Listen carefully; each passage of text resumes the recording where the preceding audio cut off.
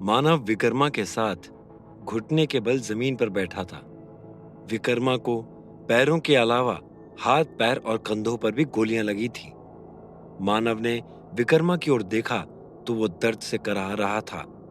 एक हमलावर मानव की कनपट्टी पर बंदूक लगाते हुए बोला, हमारी तुमसे कोई दुश्मनी नहीं है, लेकिन हम दोनों एक ऐसे पतले रास्ते पर हैं जहां हम दोनों में से एक ही जिंदा बच सकता है। मानव ने चेहरा ऊपर करके उस आदमी को देखने की कोशिश की, लेकिन उसका चेहरा मास्क से ढका हुआ था। मानव कुछ बोलता उससे पहले ही एक दूसरा आदमी बोला, लेकिन हम इसे नहीं मार सकते हैं। तुम जानते हो कि ये किसी का भाई है। नकाबपोश हमलावर बोला, मैं अच्छे से जानता हूं और मुझे ये भी पता है कि आगे क्या जवाब देना है। मुझे सिर्फ इतना कहना है कि हमने इसे नहीं मारा, लड़ाई में ये खुद ही मारा गया। दूसरा आदमी बोला, बवाल मच जाएगा, तुम सिचुएशन समझ नहीं रहे हो। आदमी ने ट्रिगर पर उंगली रखी और बोला, इसे जिंदा नहीं छोड़ सकते हैं। आगे तुम जो भी कहना चाहते हो कह सकते हो। तभी मानव बोला, तुम लोग हो कौन और कौन से भाई के बारे में बात कर रहे हो? नकाबपोश आदमी बोला, अब ये सब जानने और समझने के लिए बहुत देर हो चुकी है मानवेंद्र। अब तुम्हें इस दुनिया से विदा होना होगा। इतना कहकर उस आदमी ने मानव के कनपट्टी से थोड़ी दूर खड़े होकर बंदूक का निशाना लगाया और ट्रिगर दबाने को तैयार हो गया। मानव ने विकर्मा की ओर देखा और कहा, तुम्हारे पास कोई प्लान है या मेरे पास मरने ही चले आए हो? विकर्मा दर्द से कराहते हुए बोला, इन छछुंदरों के बस की बात नहीं है कि ये विकर्मा को मार पाएं, लेकिन सही बात तो ये भी है कि अभी मेरे पास बचने की कोई प्लानिंग भी नहीं है। मानव ने विकर्मा की बात सुनी तो उसकी हंसी निकल गई। मानव को हंसता देख हमलावर चौंक गया और चिल्लाते हुए बोला, किस बात पर हंस रहा है तू?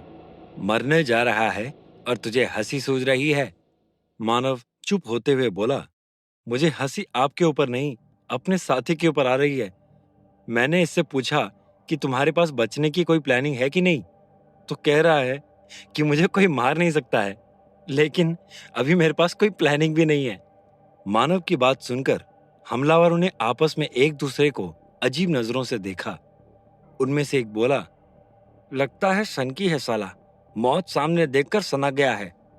मानव ने अपनी जेब से एक पत्थर निकालकर हमलावर को दिखाया और बोला, मैं इसको तुमको दे सकता हूं अगर तुम मुझे छोड़ दो तो।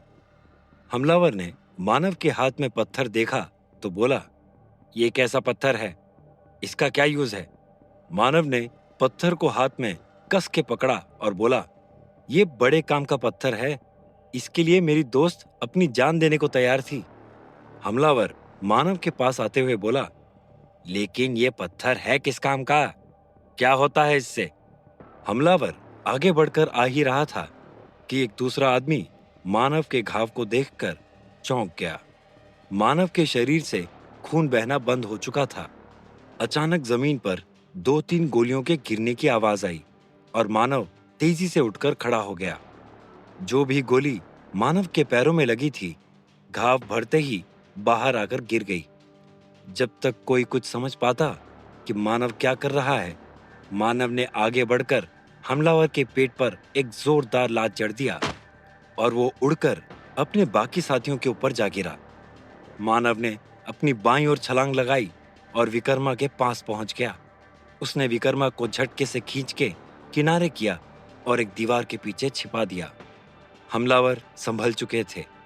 उनमें से एक चिल्लाते हुए बोला, उसे जान से मार दो, उसके पास आरोग्य मणि है, हम उसे हरा नहीं पाएंगे, जान से मार दो उसे। इतना सुनते ही चारों ओर से दनादन जोरदार गोलियां चलनी शुरू हो गईं। मानव चारों ओर से घिरा हुआ था। वो विकर्मा को ठीक करना चाहता था, लेकिन उसे मौका ही नहीं मिल पा रहा था। तभी मानव के पीछे से आवाज आई। मानव ने पलटकर देखा तो बाबा खड़े थे। मानव बोला, आप यहाँ? बाकी लोग कहाँ हैं? क्या हम जीत सकते हैं? बाबा बोले, इन लोगों ने पूरा सिक्योरिटी पैनल ब्लास्ट कर दिया है। ये लोग इस जगह को कब्जा करने के लिए नहीं, बल्कि लूटने आए हैं। अब तुम ही इस जगह को बचा सकते हो। मानव बोला, लेकिन कैसे?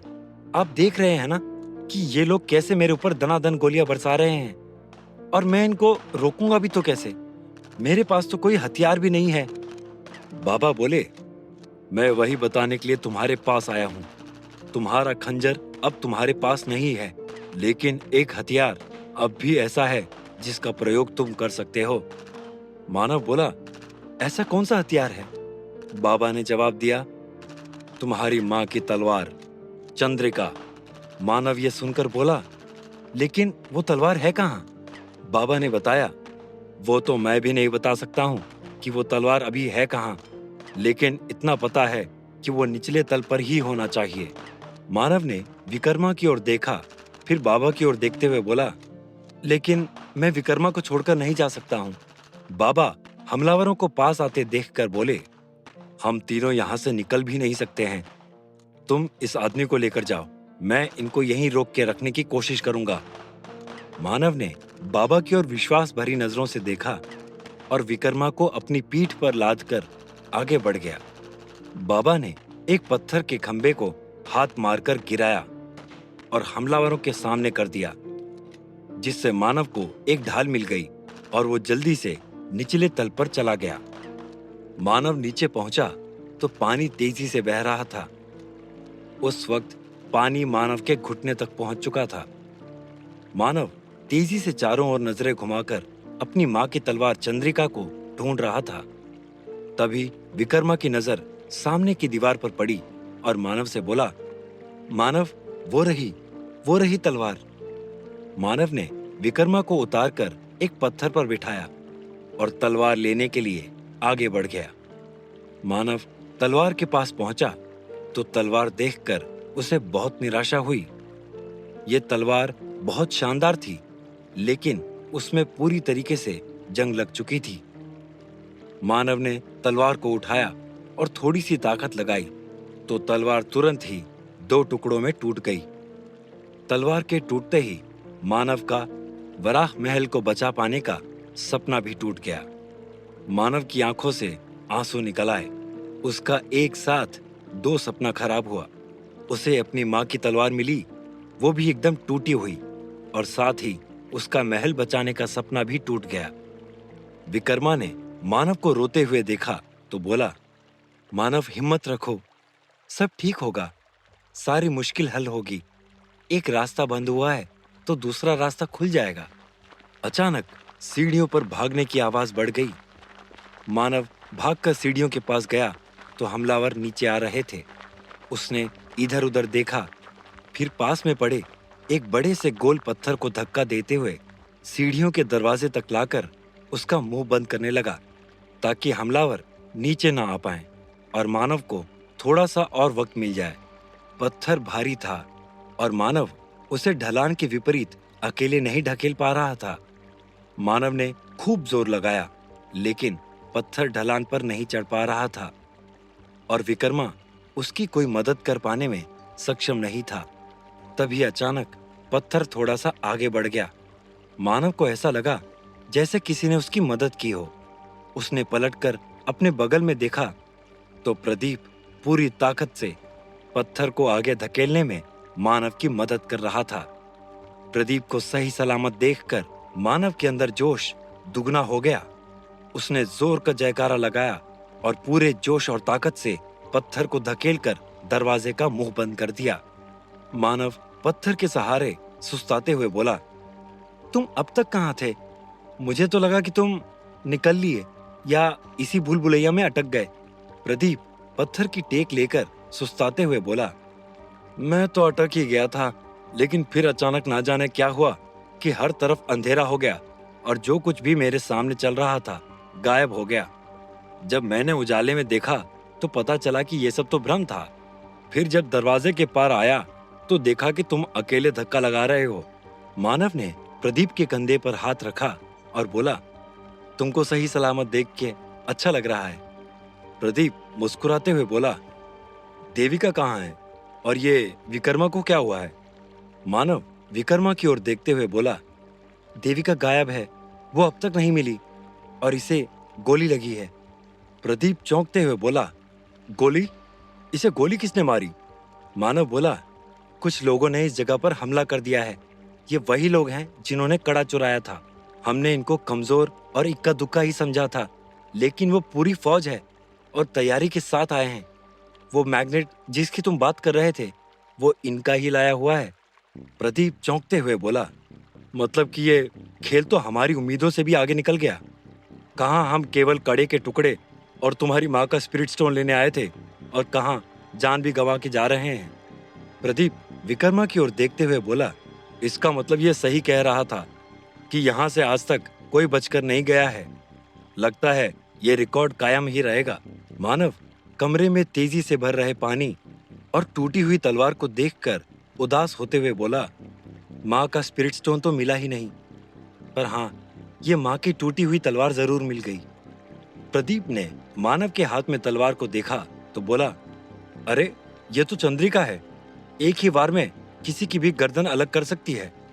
मानव प्रदीप के हाथ की ओर देखकर बोला, फिलहाल तो ये खुद ही अलग हो गई है, और बाबा कह रहे थे कि इसी के सहारे मुझे इस जगह को बचाना है।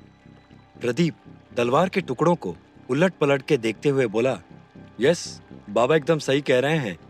जैसे तुम्हारा जन्म तुम्हारे माँ बाप के मिलने से हुआ है, वैसे ही अस्त्र का निर्माण भी उन दोनों के अस्त्रों के मिलने से ही होगा। तुम्हारी गरुड़ मूठ वाली खंजर कहाँ है? मानव सिर पकड़ते हुए बोला, मतलब उस अस्त्र से मेरे अस्त्र का निर्माण होगा? प्रदीप बोला, हाँ, मैं जिस जगह पर फंसा हुआ था वहां पर मुझे यही पता चला। मेरा रास्ता मुझे इसी की ओर लेकर गया था। अब जल्दी से अपना खंजर दो और आग की व्यवस्था करो। हमें कैसे भी करके ये अस्त्र बनाना ही होगा, अगर तुमको यहाँ से निकलना है तो। प्रदीप की बात सुनकर मानव का ध्यान उसके हाथ में बंधे एक धागे पर गया। मानव बोला, ये धागा कैसा है? पहले तो तुम्हारे हाथ पर यह नहीं था। प्रदीप खुश होते हुए बोला, इसको मैंने एक मूर्ति से जीता है। इसमें इस जगह के ज्ञान के बारे में बहुत कुछ है, और साथ ही मेरे लिए एक बार जान की रक्षा का वादा भी। मानव धागे को छूते हुए बोला, लेकिन मेरे पास वो खंजर अब नहीं है। उसे अग्नेय द्वार पर मुझसे ले लिया गया था। तभी पीछे से आवाज आई, हाँ, ले लिया गया था और उसे मेरे पेट में भोंक दिया गया था। मानव ने देविका को पीछे खड़े देखा तो खुशी से फूल गया। तभी उसे याद आया कि सफेद वाले पुतले ने देविका को एक खंजर फेंक के मारा था। देविका आगे बढ़ी और मानव को खंजर वापस करते हुए बोली, ये लो तुम्हारी अमानत। मानव ने खंजर तुरंत ही प्रदीप को पकड़ा दिया। प्रदीप ने तलवार और खंजर को एक हाथ में पकड़ा तो उसके हाथ के धागे में चमक आ गई।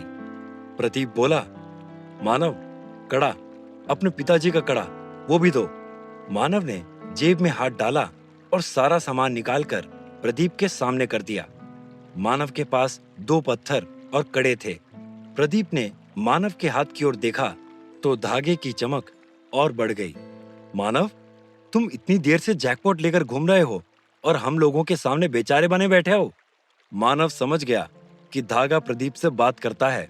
प्रदीप ने एक पत्थर उठाया और जोर से दीवार पर मार दिया। तेज रोशनी के साथ एक अग्निकुंड पानी के ऊपर तैरने लगा। अब पानी मानव के जांघों तक पहुंच चुका था। प्रदीप आगे बोला, मानव, अपना स्पिरिट स्टोन दो मुझे। मानव ने देविका की ओर देखा और बोला, मेरे पास वो भी नहीं है, वो भी गायब हो गया है। देविका जेब में हाथ डालते हुए बोली, गायब हुआ था, लेकिन अब मिल गया। प्रदीप ने घूर कर मानव को देखा और बोला, तुमसे तो मैं बाद में निपटूंगा, लापरवाह इंसान। धागा फिर से चमका और प्रदीप ने सारा सामान उठाकर कुंड में डाल दिया। तभी सीढ़ियों के पास जोर का धमाका हुआ और पत्थर ब्लास्ट होकर बिखर गया। पानी का बहाव भी तेज हो गया और सामने से हमलावर अंदर आ गए। क्या प्रदीप कामयाब होगा मानव के लिए अस्त्र बनाने में? कैसे मिला देविका को स्पिरिट स्टोन? क्या मानव बचा पाएगा विकर्मा और बाबा को? जानने के लिए सुनते रहिए पक्षी राज, सिर्फ और सिर्फ पॉकेट एफएम पर।